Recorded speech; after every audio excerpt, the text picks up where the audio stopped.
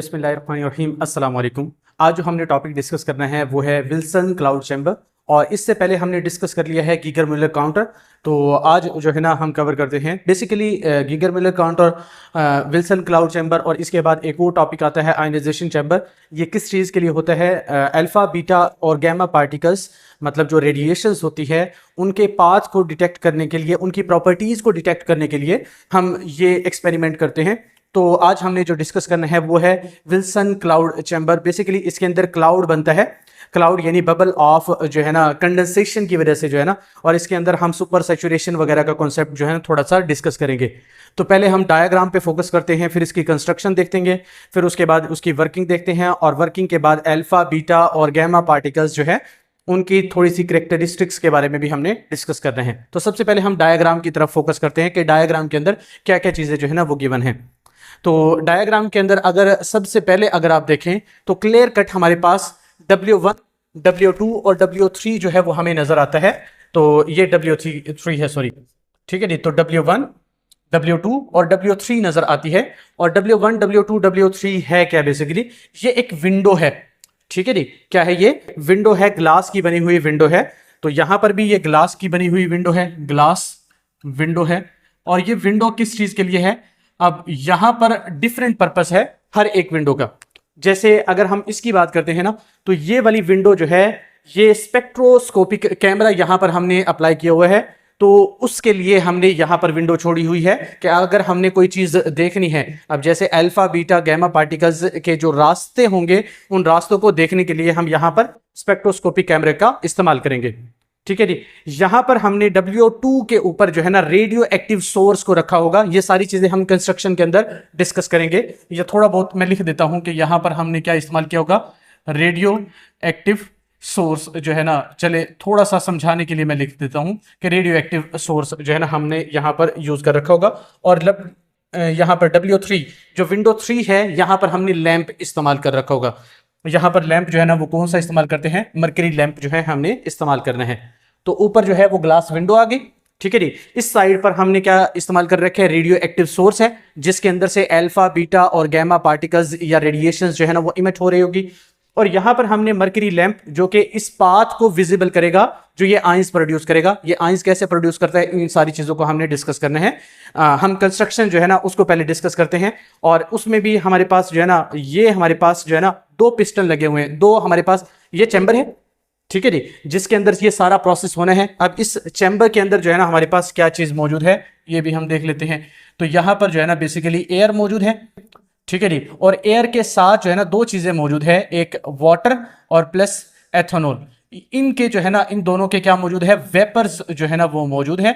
और ये कौन सा सोल्यूशन बना रहे हैं? सुपर सैचुरेटेड सोल्यूशन बना रहे हैं, ठीक है जी। वाटर और एथेनॉल के जो वेपर्स है वो एयर के अंदर क्या बना रहे हैं? Super saturated solution. Super saturated solution क्या होता है या सैचुरेटेड सोल्यूशन क्या होता है? कि मैक्सिमम अमाउंट जो सोल्यूट की डिसॉल्व हो सकती है एक सॉल्वेंट के अंदर, उसे हम क्या कहते हैं? सुपर सैचुरेटेड सोल्यूशन जो है ना वो कहते हैं। अबव देयर बॉइलिंग पॉइंट हम कहते हैं। और यहां पर हमने एक ब्लैक जो है ना पैड जो है ना वो बनाया हुआ है। और ये ब्लैक पैड बेसिकली किस चीज का है?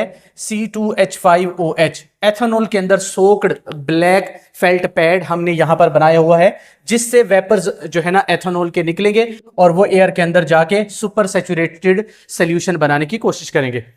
यहां पर अगर आप देखें तो ये चैम्बर है हमारे पास, जिसके अंदर ये रिएक्शन होना है। अब इस चैम्बर की अगर हम बात करते हैं तो ये वाला एंड, हमारे पास दो एंड हो गए ना, एक ये वाला एंड और एक ये वाला एंड।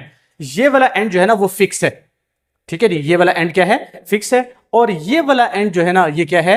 मूव कर सकता है, ठीक है जी। मूवेबल पिस्टन है, मतलब इसको पीछे की तरफ हम मूव करवा सकते हैं। और यहां पर जब मूव करवाएंगे जाहिर सी बात है यहां पर कुछ एयर वगैरह मौजूद होगी, तो हम यहां पर जो है ना क्या लगा सकते हैं? एक वैक्यूम पंप भी लगा सकते हैं, जो कि क्या करेगा? यहां से एयर को बाहर निकाल देगा, ठीक है जी। तो ये वैक्यूम पंप है, वैक्यूम पंप। अच्छा जी। और यहां पर हमने बैटरी जो है ना वो अप्लाई की हुई है, पॉजिटिव टर्मिनल, नेगेटिव टर्मिनल, और 1 kV, ठीक है जी, 1 किलो वोल्ट जो है ना हमने यहां पर अप्लाई किया हुआ है। अब हम इसकी कंस्ट्रक्शन की तरफ आ जाते हैं कि कंस्ट्रक्शन जो है ना हम क्या क्या चीजें इसके अंदर कवर कर सकते हैं, ठीक है जी। तो कंस्ट्रक्शन अब कंस्ट्रक्शन के अंदर सबसे पहले आपने क्या ही लिखना है, जाहिर सी बात है विंडोज के बारे में हमने लिखना है कि विंडो कौन कौन सी है। ठीक है जी, तो विंडोज के अंदर हमारे पास 3 विंडोज जो है ना हमारे पास मौजूद है और इन तीनों को हम एक्सप्लेन करते हैं। सबसे पहले W1 विंडो है। ठीक है जी, W1 विंडो जो है वो किस चीज के लिए हमने छोड़ी हुई है, वो ग्लास विंडो है। ठीक है जी, पहली बात तो हमने क्या कहना है इसके बारे में कि ये एक ग्लास विंडो है। और ये जो ग्लास विंडो है ये किस चीज के लिए हमने छोड़ी हुई है, स्पेक्ट्रोस्कोपिक कैमरे के लिए। ठीक है जी, स्पेक्ट्रोस्कोपिक कैमरा जो है ना हमने यहाँ पर जो है इंट्रोड्यूस करना होता है। वो किस चीज के लिए कि हम कोई भी रास्ता वगैरह देखने के लिए, अल्फा बीटा गैमा पार्टिकल्स के जो रास्ते हैं उनको देखने के लिए हमने क्या लगाया हुआ है, स्पेक्ट्रोस्कोपिक कैमरा जो है वो अप्लाई किया हुआ है। ठीक है जी, उसके बाद दूसरी विंडो जो है हम W2 की बात करते हैं। W2 विंडो हमने यहां पर लगाई हुई है और वो किस चीज के लिए है, फॉर रेडियो एक्टिव सोर्स। ठीक है जी, कि रेडियो एक्टिव सोर्स से जो हमारे पास क्या आएंगी, रेडिएशंस वगैरह आएंगी, अल्फा बीटा, ठीक है जी, और गैमा जो है ना रेज आएंगी, उनके लिए हमने क्या लगाया हुआ है, विंडो 2 को लगाया हुआ है कि वहां से इंट्रोड्यूस कर सकते हैं इस चैम्बर के अंदर। ठीक है जी, उसके बाद W3 जो विंडो 3 है उसको हमने किस मकसद के लिए बनाया हुआ है वो भी हम देख लेते हैं। तो बेसिकली W3 जो है वो हमने मरकरी वेपर लैंप के लिए बनाया हुआ है। ठीक है जी, मरकरी वेपर लैंप। ठीक है जी, और ये किस चीज के लिए है कि हमने जो ट्रैक होता है उसको विजिबल करने के लिए, पाथ को विजिबल करने के लिए हमने मरकरी वेपर लैंप जो है वो इस्तेमाल किया हुआ है। ठीक है जी, नेक्स्ट हम आगे चलते हैं और आगे देखते हैं कि मजीद हम इसकी कंस्ट्रक्शन के अंदर और क्या क्या चीजें देख सकते हैं। उसके बाद अगर आप देखें तो जो हमारे पास क्या कहते हैं सोल्यूशन है वो किस चीज का है, एयर। ठीक है जी, तो इसके अंदर सबसे पहले सोल्यूशन की बात करें तो सोल्यूशन जो है ना वो कौन सा है, एयर। ठीक है जी, और प्लस क्या चीज है, वाटर, और साथ में जो है ना एथेनॉल के वेपर्स हैं। ठीक है जी, तो इसका जो है ना ये वेपर्स, ये दोनों चीजें वेपर्स की फॉर्म के अंदर है, वाटर भी और एथेनॉल भी, इन दोनों के वेपर्स और एयर का क्या है, सुपर सैचुरेटेड सोल्यूशन है। इसके बाद ये जो ब्लैक जो है ना हमने पैड बनाया हुआ है, ये क्या है जी, ब्लैक फेल्ट पैड। ठीक है जी, ब्लैक फेल्ट पैड जो कि सोक्ड है किस चीज के साथ, विद एथेनॉल के साथ, C2H5OH। अब इसको सोक क्यों किया गया है एथेनॉल के साथ, ताकि यहां से वेपर्स निकल के और इसको सुपर सैचुरेटेड सोल्यूशन बना सके। ठीक है जी, तो इसलिए हमने इसको एथेनॉल को क्या किया है, सोक किया है किसके साथ, एथेनॉल। सोक का मतलब क्या होता है, भिगोया हुआ है, किसके साथ हमने, एथेनॉल के साथ। तो यहां से वेपर्स निकल के और इसके अंदर जाएंगे और इसको सुपर सैचुरेटेड सोल्यूशन बना देंगे। ठीक है जी, फिर उसके बाद जो है ना हम अगर यहां पर देखें तो ये मूवेबल पिस्टन भी हमने अप्लाई किया हुआ है। ठीक है जी, क्या अप्लाई किया हुआ है, मूवेबल पिस्टन जो है ना हमने अप्लाई किया हुआ है। तो उसके बाद लास्ट पॉइंट जो है ना हम इसके अंदर बैटरी के बारे में कह देते हैं कि बैटरी जो है ना हमने अप्लाई की हुई है, और बैटरी जो है ना वो कितनी अप्लाई की हुई है, 1 किलो वोल्ट जो है हमने बैटरी अप्लाई की हुई है। ठीक है जी, तो ये इसकी कंस्ट्रक्शन में आपने बता देना है कि पहले सबसे पहले आपने विंडो के बारे में बताना है। ठीक है जी, विंडो कौन कौन सी है, W1, W2 और W3, और उसके बारे में बता दिया कि किस मकसद के लिए हमने विंडोज छोड़ी हुई है। ठीक है जी, फिर उसके बाद सोल्यूशन हमने कौन सा बनाया हुआ है, एयर, वाटर और एथेनॉल के वेपर्स का हमने सुपर सैचुरेटेड सोल्यूशन बनाया हुआ है। फिर उसके बाद ये जो ब्लैक फेल्ट पैड है इसके अंदर हमने किस चीज को सोक किया है, हमने एथेनॉल को, और किस मकसद के लिए कि एथेनॉल के वेपर्स जाके चैम्बर के अंदर सुपर सैचुरेटेड सोल्यूशन बना सके। ठीक है जी, फिर उसके बाद हमने यहां पर मूवेबल पिस्टन अप्लाई कर रखा है। मूवेबल पिस्टन को हमने नेगेटिव टर्मिनल के साथ जोड़ रखा है और जो फिक्स टर्मिनल था उसको हमने पॉजिटिव टर्मिनल के साथ जोड़ रखा है। और यहां पर हमने क्या कर रखी है, बैटरी जो है वो अप्लाई कर रखी है, और बैटरी किस चीज के लिए है, 1 किलो वोल्ट जो है ना। अच्छा, इसका पर्पस क्या होता है बैटरी का, लास्ट में जो केटाइंस वगैरह एनाइंस वगैरह बनेंगे ना, तो उन लास्ट में हम उनको रिमूव करेंगे, तो रिमूव करने के लिए हम क्या अप्लाई करेंगे, बैटरी जो है वो अप्लाई करेंगे। ठीक है जी, तो अब हम सीधा मूव करते हैं किसकी तरफ, वर्किंग की तरफ जो है ना मूव करते हैं कि इसके अंदर बेसिकली वर्किंग जो है ना वो कैसे होती है। ठीक है जी, तो वर्किंग की तरफ मूव करते हैं जी। अब इसकी वर्किंग के अंदर क्या होता है कि हमारे पास दो जो है ना, हमारे पास अगर हम ये देखते हैं ना, ये चैम्बर जो है वो एक सिलेंडर जो है ना हम कह देते हैं कि एयर टाइट सिलेंडर है। ठीक है जी, जिसके अंदर हमने एयर को रखा हुआ है। ये एयर टाइट सिलेंडर के अंदर हमने दो एंड जो है इसके डिस्कस किए है। जो हमने डिस्कस किया है कि ये ऊपर वाली जो है ना, ये ग्लास विंडो क्या होती है, फिक्स होती है। ठीक है जी, एक फिक्स है, और दूसरा जो है ना वो क्या कर सकता है, मूव कर सकता है, मूवेबल है। तो मूव फिक्स जो है ना वो क्या है जी, ग्लास विंडो है, ठीक है जी। फिक्स क्या है, ग्लास विंडो, और मूवेबल क्या है जी, पिस्टन है, ठीक है जी। तो ये वाला जो ऊपर वाला है ना, ये ग्लास विंडो क्या है, फिक्स है, और नीचे वाली जो पिस्टन, नीचे वाला जो पिस्टन है वो क्या कर सकता है, मूव कर सकता है। अब इस चैम्बर के अंदर या सिलेंडर के अंदर हमने क्या रखा हुआ है, एयर को हमने रखा हुआ है, ठीक है जी। और एयर क्या जी है जी, air is super saturated solution, ठीक है जी। सुपर सैचुरेटेड सोल्यूशन जो है ना वो बना रखा है, और किसके साथ बना रखा है हमने, with water plus ethanol vapours, ठीक है जी। वाटर और एथेनॉल के वेपर्स के साथ हमने क्या कर रखा है, सुपर सैचुरेटेड सोल्यूशन बना रखा है। किस चीज का, यहां पर एयर का बना रखा है, ठीक है जी। और हमने यहां पर क्या लगाया हुआ है, मर्करी लैंप जो है वो लगाया हुआ है, ठीक है जी। मर्करी लैंप टू फाइंड या to make visible the track of ions, ठीक है जी। आइंस का ट्रैक जो है ना विजिबल किसने बनाना है, मर्करी लैंप ने बनाना है, और वो कैसे बनाएंगे वो हमने देखना है इसका, ठीक है जी। तो इसके लिए अब करना क्या है, अब यहां से वर्किंग बेसिकली स्टार्ट है। अभी भी हम कुछ चीजें जो है ना वैसे ही बस थ्योरेटिकल चीजें देख रहे थे कि हमारे पास एयर टाइट जो है ना सिलेंडर होता है, जिसमें जो एक फिक्स होता है और एक मूवेबल पिस्टन लगा होता है। दूसरी चीज हमने क्या कहा कि एयर जो है ना सुपर सैचुरेटेड सोल्यूशन है, वो हमने ऊपर भी वैसे डिस्कस किया है कि जो है ना एयर प्लस वाटर और एथेनॉल का है। फिर उसके बाद मर्करी लैंप का भी हमने ऊपर वैसे डिस्कस किया हुआ है थोड़ा बहुत, लेकिन फिर दोबारा हमने लिख दिया है। अब यहां से असल वर्किंग स्टार्ट है कि वर्किंग जो है ना वो होनी क्या है। अब ये जो मूवेबल पिस्टन है, हमने इसको एडियाबैटिक एक्सपेंशन करनी है, ठीक है जी। तो through movable piston, through movable piston जो है ना हमने क्या करनी है, आइडियाबैटिक एक्सपेंशन करनी है। आइडियाबैटिक एक्सपेंशन क्या होती है, ये आपने फिजिक्स के अंदर जो है ना, वैसे आपने केमिस्ट्री के अंदर भी कहीं ना कहीं पढ़ी होगी, और फिजिक्स के अंदर बहुत अच्छा कॉन्सेप्ट जो है ना वो दे रखा होता है। एक आइसोथर्मल होता है और एक आइडियाबैटिक होता है। हम आइडियाबैटिक देख रहे हैं। आइडियाबैटिक जो है ना बेसिकली सडन अगर हम एक्सपेंशन या कंप्रेशन करते हैं उसे हम आइडियाबैटिक एक्सपेंशन कहते हैं, ठीक है जी। एडियाबैटिक भी कह देते हैं या आइडियाबैटिक भी कह सकते हैं, जो आपने कहना है एडियाबैटिक चले कह देते हैं। एडियाबैटिक जो है ना एक्सपेंशन क्या होती है, सडन एक्सपेंशन जो है उसे हम क्या कहते हैं, एडियाबैटिक एक्सपेंशन कहते हैं। इसका पर्पस क्या होता है, जब सडन एक्सपेंशन होगी ना, ठीक है जी। यहां पर एडियाबैटिक एक्सपेंशन का मतलब क्या है जी, कि सडन एक्सपेंशन होनी है। सडन एक्सपेंशन से होता क्या है बेसिकली, कि no heat transfer, heat transfer नहीं होती। अगर हीट ट्रांसफर नहीं होगा, ठीक है जी, अगर हीट यहां पर ट्रांसफर नहीं होती और सडन एक्सपेंशन होती है, जाहिर सी बात है वॉल्यूम जो है ना वो क्या हो जाएगा, इंक्रीज हो जाएगा। एक्सपेंशन का मतलब क्या है, वॉल्यूम इंक्रीज हो गया है। और अगर वॉल्यूम इंक्रीज हो जाएगा, वो एट द कॉस्ट ऑफ किस चीज के, एनर्जी के कॉस्ट पर जो है ना वो होगा, ठीक है जी। तो वॉल्यूम अगर एक्सपेंड कर रहा है, वो at the cost of energy जो है वो एक्सपेंड करता है। तो यहां पर एनर्जी बेसिकली क्या हो जाएगी, कम हो जाएगी। और एनर्जी मेनली हम किसकी बात कर रहे होंगे, कैनेटिक एनर्जी की, क्योंकि वेपर्स वगैरह की बात करें ना गैस की, तो गैस के अंदर ज्यादा क्या होती है, कैनेटिक एनर्जी होती है।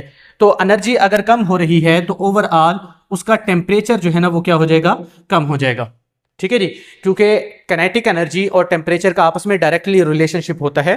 तो वॉल्यूम जो है जब इंक्रीज हो जाता है, मतलब एक्सपेंड करते हैं, तो जाहिर सी बात है बाहर से तो एनर्जी आ नहीं रही, बाहर से हीट ट्रांसफर नहीं हो रही, तो ओवरऑल सिस्टम की एनर्जी जो है ना वो डिक्रीज हो जाती है। और जब सिस्टम की एनर्जी डिक्रीज हो जाती है तो सिस्टम का टेम्परेचर भी क्या हो जाता है, डिक्रीज हो जाता है।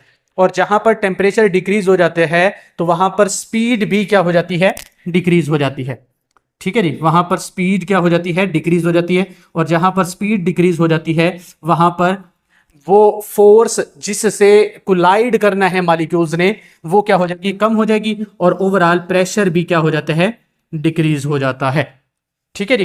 तो वॉल्यूम एक्सपेंड करने से हमारे पास टेम्परेचर भी डिक्रीज हो गया और प्रेशर भी डिक्रीज हो गया। ओवरऑल हमने ये देख लिया इस कॉन्सेप्ट के अंदर कि जब हम सडन एक्सपेंशन करते हैं, हीट वगैरह ट्रांसफर नहीं होती, तो ओवरऑल क्या होता है, वॉल्यूम इंक्रीज हो जाते हैं। और वॉल्यूम इंक्रीज होने की वजह से टेम्परेचर जो है वो डिक्रीज कर जाता है और प्रेशर भी डिक्रीज कर जाता है। तो इसको हमने मजीद एक्सप्लेन करना है। बेसिकली हुआ क्या है, इस बात को आपने समझना है कि जब हम वॉल्यूम को एक्सपेंड कर रहे हैं, टेम्परेचर डिक्रीज हो गया है। मैं लेट्स से आपको कहता हूं कि पानी जो है ना वो चीनी को हल करता है, और चीनी वो हल कर रहा है लेट्स से 100 डिग्री सेंटीग्रेड पर 35 ग्राम जो है ना वो हल कर रहा है। अगर मैं उसका टेम्परेचर कम कर देता हूं, 60 डिग्री सेंटीग्रेड कर देता हूं, क्या पानी जो है वो चीनी को सेम अमाउंट में हल करेगा? नहीं, क्योंकि जब हम टेम्परेचर को कम करते हैं तो सॉल्युबिलिटी क्या हो जाती है? कम हो जाती है। तो यहां पर भी यही हुआ है कि जब हमने वॉल्यूम को एक्सपेंड किया, टेम्परेचर कम हो गया। अब पहले फॉर एग्जांपल 100 डिग्री सेंटीग्रेड था, वहां पर एयर ने अपने साथ कुछ वाटर और एथेनॉल के वेपर्स को मिक्स करके सोल्यूशन बनाया हुआ था। जब हम टेम्परेचर कम कर देंगे तो उसकी एयर की सॉल्युबिलिटी भी क्या हो जाएगी? कम हो जाएगी। जब एयर की सॉल्युबिलिटी कम हो जाएगी तो ये वाली जो चीजें हैं ना, क्या कह वाटर और एथेनॉल, ये क्या होना शुरू कर देगा? कंडेंसेशन जो है ना इसने होना है। ठीक है जी, क्या होना है? कंडेंसेशन होना है। और ये कंडेंसेशन कब हो सकती है? अभी ओवरऑल यहां पर सैचुरेशन लिमिट जो है ना वो डिक्रीज कर गई है। ठीक है जी, यही बात मैंने आपको बताई है कि ओवरऑल सैचुरेशन लिमिट जो है ना वो डिक्रीज कर गई है। अब सैचुरेशन लिमिट डिक्रीज करने की वजह से वाटर और एथेनॉल के वेपर्स जो है वो कंडेंस होने की कोशिश करेंगे। जैसे सॉलिड के केस में हमने कहा था क्रिस्टलाइज होना शुरू कर देंगे। जब हम टेम्परेचर कम करते हैं ना तो चीनी के क्रिस्टल्स बनना शुरू हो जाते हैं। इसी तरीके से यहां पर क्योंकि वेपर्स हैं वो कंडेंस होना शुरू कर देंगे, लिक्विड फॉर्म में जाना शुरू कर देंगे। और वो लिक्विड केस में कब जाएंगे ये हमने देखना है। ठीक है जी, तो लिक्विड के केस में जाने के लिए एक कंडीशन है जो कि आपने देखनी है।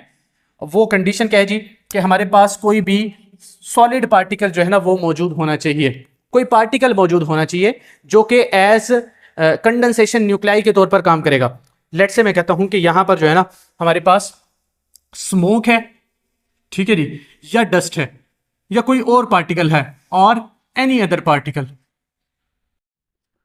ठीक है जी, स्मोक है या डस्ट है या कोई और पार्टिकल है, वो जो है ना इफ प्रेजेंट, अगर वो पहले से मौजूद है तो वो किस तरह काम करेगा? Act as condensation nuclei. ठीक है जी, कंडेंसेशन न्यूक्लियाई के तौर पर काम करेगा। ठीक है जी, और कंडेंसेशन न्यूक्लियाई करता है क्या है जी? कि वाटर एंड एथेनॉल, ठीक है जी, water and ethanol condense around themselves, around them, sorry. ठीक है जी, अगर हमारे पास स्मोक या डस्ट या एनी अदर पार्टिकल्स जो है ना वो मौजूद है तो वो एज अ कंडेंसेशन न्यूक्लियाई के तौर पर काम करेंगे। फॉर एग्जांपल ये डस्ट का पार्टिकल मौजूद है इस चेंबर के अंदर। ठीक है जी, तो हुआ क्या है कि अब सैचुरेशन लिमिट कम होने की वजह से इसने कंडेंस होना है, या तो एथेनॉल ने या वाटर ने, दोनों ने कंडेंस होने हैं। तो ये फॉर एग्जांपल एक स्मोक का पार्टिकल है ना, अब इन्होंने कंडेंस ऐसे नहीं होना कि मतलब खुद से कंडेंस हो जाएंगे, नहीं, कि कोई भी पार्टिकल यहां पर डस्ट का, स्मोक का या कोई और पार्टिकल होगा तो इसके गिर्द जो है ना वो कंडेंस होते हैं। ये अकेले से कंडेंस नहीं हो सकते, तो यहां पर कोई पार्टिकल मौजूद होगा तो उसके गिर्द क्या होते हैं? ये कंडेंस होके एक ड्रॉपलेट जो है ना वो बनाएंगे। ठीक है जी, तो कंडेंस होंगे और कंडेंस होके क्या बनाएंगे? फॉर्म ड्रॉपलेट, ड्रॉपलेट जो है वो बनाएंगे। लेकिन अगर इफ डस्ट या स्मोक वो प्रेजेंट नहीं है, ठीक है जी, प्रेजेंट नहीं है, तो कोई भी ड्रॉपलेट जो है ना वो नहीं बनेगा। ठीक है जी, ड्रॉपलेट जो है वो नहीं बनेगा। ये बात हमने देख ली कि बेसिकली सैचुरेशन लिमिट डिक्रीज हुई, अब उन्होंने कंडेंस होना है इन्होंने, लेकिन ये कंडेंस अकेले नहीं हो सकते, तो कोई भी पार्टिकल होना चाहिए जिसके गिर्द जो है ना वो ग्लोब्यूल या ड्रॉपलेट जो है वो बना सकते हैं, और ऐसे अकेले जो है वो नहीं कर सकते। तो अगर डस्ट या स्मोक के पार्टिकल नहीं मौजूद तो फिर ये ड्रॉपलेट नहीं बना सकते। तो इस केस में हमने करना क्या है? अब हमने हमारा जो रेडियो एक्टिव सोर्स है इसको अप्लाई करना है। ठीक है जी, तो रेडियो एक्टिव सोर्स जो है ना हमारे पास, ये अब इसका काम आ जाता है रेडियो एक्टिव सोर्स। अब रेडियो एक्टिव सोर्स जो है ना वो क्या निकालेगा? अल्फा, बीटा और गैमा रेडिएशंस। ठीक है जी, अल्फा पार्टिकल्स, बीटा पार्टिकल्स और गैमा रेडिएशंस जो है ना वो निकालेगा। तो अल्फा पार्टिकल, गैमा पार्टिकल्स और अल्फा पार्टिकल, बीटा पार्टिकल और गैमा रेडिएशंस जो है ना वो करेंगी क्या? वो जब यहां पर इंट्रोड्यूस होंगी तो यहां पर एयर के मॉलिक्यूल्स को क्या कर देगी? आयोनाइज कर देगी। ठीक है जी। तो ये जो अल्फा पार्टिकल, बीटा पार्टिकल और गैमा रेडिएशंस है, ये तीनों चीजें ये क्या कर देगी, ये जब एयर के ऊपर इंट्रोड्यूस होगी, ठीक है जी, तो इसको क्या कर देगी, आयोनाइज कर देगी। आयोनाइज का मतलब इसको कन्वर्ट कर देगी केटाइंस के अंदर, ठीक है जी, और एनाइंस के अंदर। केटाइंस और एनाइंस के अंदर ये क्या कर देगी, इसको कन्वर्ट कर देगी। और ये जो केटाइन और एनाइन बने हैं ना, ये किस चीज के तौर पर काम करेंगे, ये एज अ कंडेंसेशन न्यूक्लियाई के तौर पर काम करेंगे, ठीक है जी, एक्ट एज कंडेंसेशन न्यूक्लियाई। और कंडेंसेशन न्यूक्लियाई ने करना क्या है जी, उसने अपने गिर्द वाटर और क्या चीज, वाटर और एथेनॉल के वेपर्स को अपने गिर्द जो है ना वो कंडेंस करना है, ठीक है जी। और ये कंडेंसेशन न्यूक्लियाई क्या बना लेंगे, ड्रॉपलेट जो है ना वो बना लेंगे। और ड्रॉपलेट को हम किस चीज की मदद से, मरकरी लैंप की मदद से क्या कर लेंगे, सीन कर लेंगे, मतलब विजिबल हो जाएंगे और उसके ट्रैक जो है वो नजर आ जाएंगे। अब एक पॉइंट मैं आपको समझाना चाहता हूं, वो आपने लाजमी समझना है।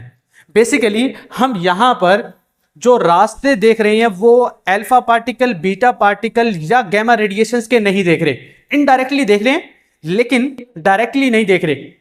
बेसिकली हम कर क्या रहे हैं, अल्फा पार्टिकल, बीटा पार्टिकल या गैमा रेज, बेसिकली वो जो एयर को आयोनाइज कर रही है ना, उससे जो केटाइन बन रहे हैं, एनाइन बन रहे हैं, उनके पाथ को हम देखेंगे। बात को समझना है कि फॉर एग्जांपल हम कहते हैं यहां पर जो है ना, लेट्स से मैं कहता हूं कि क्या चीज निकली है, यहां से अल्फा पार्टिकल निकले हैं। एक जो है ना एग्जांपल ले लेते हैं, यहां पर क्या निकले हैं, अल्फा पार्टिकल।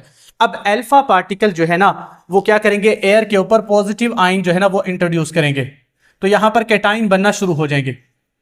जैसे ही केटाइन बनना शुरू होंगे तो पार्टिकल्स आगे, और जैसे ही चार्ज पार्टिकल आए तो वाटर या एथेनॉल इसके गिर्द जो है ना वो कंडेंस होना शुरू हो जाएगा।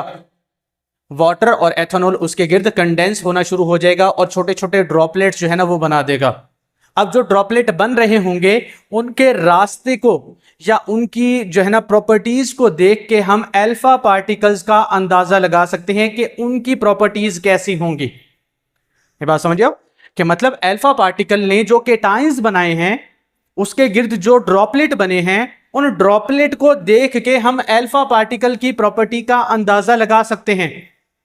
और लेट्स से मैं यहां पर बीटा पार्टिकल इंट्रोड्यूस करता हूं।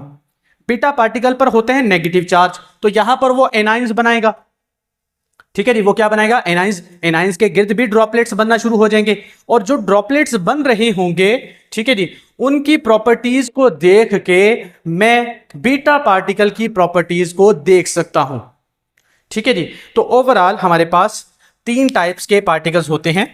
एक होता है अल्फा पार्टिकल, ठीक है जी, दूसरा क्या होता है जी, बीटा पार्टिकल, और गैमा जो है ना हम ज्यादातर क्या कहते हैं, रेडिएशंस होती है, गैमा रेस होती है। अब इनके रास्ते जो है ना वो कैसे होते हैं ये हम देखना चाहते हैं, ठीक है जी। तो मैं कोशिश करता हूं कि थोड़ा सा सही से रास्ते जो है ना वो बना सकूं। हर एक का सोर्स जो है ना मैं अलग अलग बना लेता हूं और हर एक के रास्ते जो है मैं अलग अलग शो करने की कोशिश करता हूं। अगर मैं बात करता हूं अल्फा पार्टिकल के, तो अल्फा पार्टिकल का ज्यादातर जो रास्ते होते हैं ना वो इस तरह से होते हैं, स्ट्रेट होते हैं, ठीक है जी, कॉन्टिन्यूस होते हैं और थिक होते हैं, ठीक है जी। स्ट्रेट होते हैं, ठीक है जी, उसके बाद क्या होते हैं, कॉन्टिन्यूस होते हैं और थिक होते हैं। ये पहला आ गया, ठीक है जी। अल्फा पार्टिकल के जो रास्ते होते हैं स्ट्रेट होते हैं, कॉन्टिन्यूस होते हैं और थिक होते हैं। अगर हम बात करते हैं कि बीटा पार्टिकल की, ठीक है जी, तो इसके क्या होते हैं, थिन होते हैं, ठीक है जी, क्या होते हैं, थिन होते हैं, और स्ट्रेट तो होते हैं इनके, लेकिन ये इरेक्ट भी होते हैं, सीधे होते हैं, ठीक है जी। थिन होते हैं, इरेक्ट होते हैं, और स्ट्रेट की जगह पर इरेक्ट क्योंकि सीधा हो गया या स्ट्रेट हो गया एक ही चीज है, डिसकंटिन्यूअस कह देते हैं, ये कॉन्टिन्यूअस नहीं होते, ठीक है जी। तो स्ट्रेट हो, यहां पर अगर हम बात करते हैं तो अल्फा पार्टिकल की अगर हम बात कर रहे हैं तो ये क्या है जी, स्ट्रेट है, कॉन्टिन्यूअस है और थिन है। और अगर हम बीटा पार्टिकल की बात करते हैं तो थिन है, डिसकंटिन्यूअस है और इरेक्ट है। तो इस तरीके से होते हैं ये। और अगर हम बात करते हैं गैमा पार्टिकल्स की, तो गैमा पार्टिकल्स जो है ना वो कैसे होते हैं, ये नो डेफिनेट पाथ, ठीक है जी। तो इनका डेफिनेट कोई भी पाथ मौजूद नहीं होता।